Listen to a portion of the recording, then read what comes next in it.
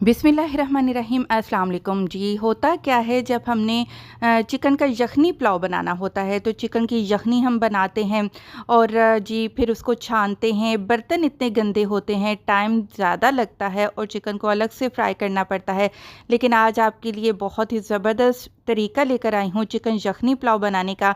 इससे इंशाल्लाह आपको यखनी अलग से नहीं बनानी पड़ेगी और जी बहुत बेहतरीन रेस्टोरेंट स्टाइल हमारा यखनी पुलाव बनकर तैयार होगा। साथ ही साथ इस पुलाव के साथ जो ज़बरदस्त किस्म की चटनी बनाई जाती है उसकी रेसिपी भी शेयर करूंगी। और एक अहम मसला कि जो हम पुलाव बनाते हैं उसके चावल मुड़ जाते हैं, सीधे सीधे नहीं रहते, तो उसके लिए हमें क्या करना होगा। तो जी सारी टिप्स इंशाल्लाह आपके साथ शेयर करूंगी। चिकन यखनी पुलाव बनाने के लिए देखिए, मैंने पुराने बासमती चावल का इस्तेमाल किया है। मैंने पूरे 1 किलो चावल लिए हैं और अब हम इसको क्या करेंगे, अच्छे से धोएंगे और कम से कम 1 घंटे के लिए हम इसको भिगो कर रख देंगे।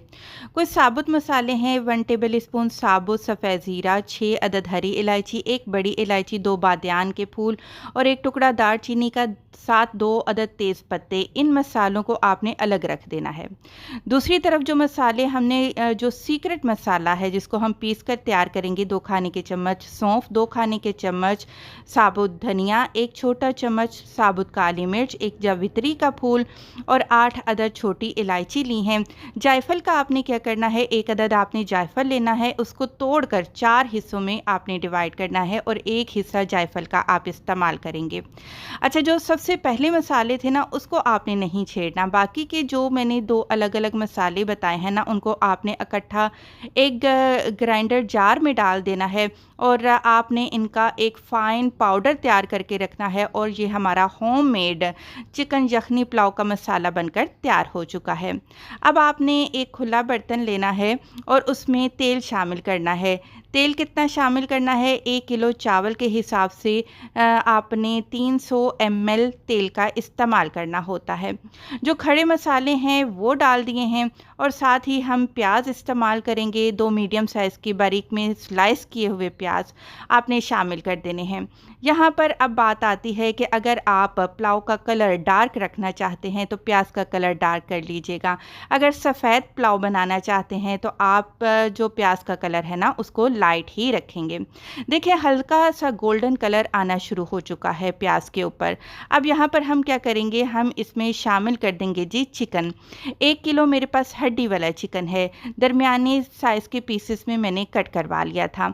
तो जी ये सारे का सारा चिकन अब हम प्याज में शामिल कर देंगे और जी इसके बाद हल्का सा मिक्स कर लेते हैं ताकि जो प्याज है वो मज़ीद जले नहीं। 1 टेबल स्पून अदरक और लहसुन का पेस्ट शामिल करेंगे। अच्छा जी, यहाँ पर क्योंकि ये यखनी पुलाव है इसमें लाल मिर्च वगैरह कुछ भी इस्तेमाल नहीं होता। इसको जो फ्लेवर दिया जाता है वो हरी मिर्च से दिया जाता है। तो जी 1 किलो चावल के हिसाब से मैंने 25 तीखी वाली हरी मिर्चें उनका पेस्ट बनाया वो शामिल कर दिया। साथ ही 1 टेबल स्पून नमक भी शामिल किया है। अच्छे से फ्राई कर लेंगे, बाकी चावलों के हिसाब का नमक हम बाद में ऐड करेंगे। अच्छा जी, जब आप देखें कि चिकन का पानी खुश्क हो चुका है, फिर 1 छोटा कप आपने दही का शामिल कर देना है और साथ ही 2 बड़े साइज़ के स्लाइस में कटे हुए टमाटर भी आपने डाल देने हैं। अगर आप चाहते हैं कि टमाटर हमें पुलाव में नज़र आए तो फिर हल्का सा फ्राई करिएगा, लेकिन अगर आप चाहते हैं टमाटर हमारे पुलाव में नज़र नहीं आए तो तब तक आपने इनकी भुनाई करनी है जब तक कि जो हमारे टमाटर है ना वो मैश नहीं हो जाएं। अच्छा जी, अब हमने इसको ढककर पकाया है। दही और टमाटर के पानी में ही चिकन बहुत अच्छे तरीके से हमारा गल चुका है। अच्छा जी, इसके बाद हम क्या करेंगे, चावल के हिसाब से पानी शामिल कर देंगे।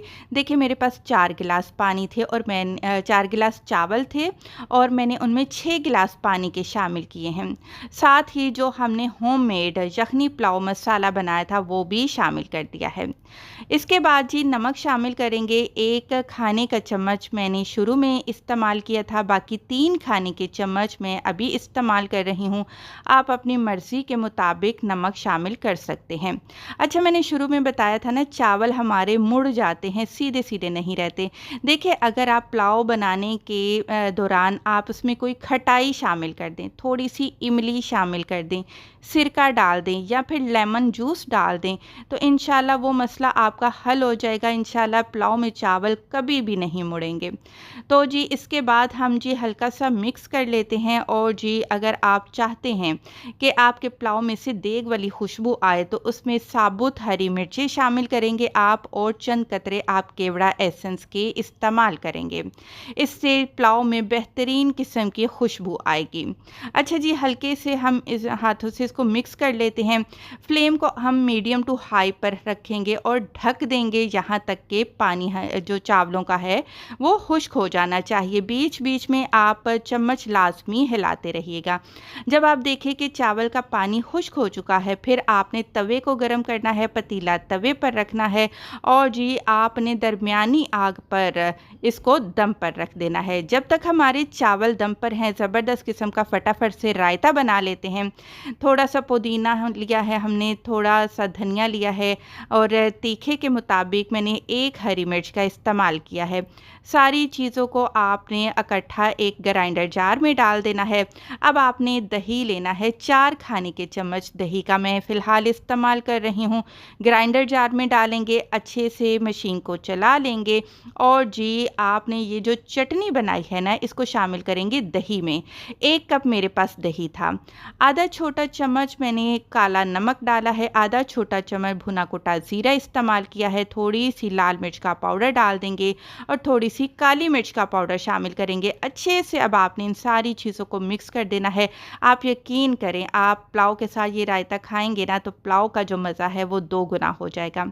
अच्छा जी, मैंने 5 मिनट के बाद चूल्हा बंद कर दिया था, और फिर 20 मिनट के बाद मैंने ढक्कन हटाया, तो आप खुद देख सकते हैं कि चावल माशाल्लाह से ना हमारे मुड़े हैं, और कितने निखरे निखरे हमारे ये पुलाव बनकर तैयार हुआ है। कैसी लगी आज की रेसिपी मुझे कमेंट करके ज़रूर बताइएगा।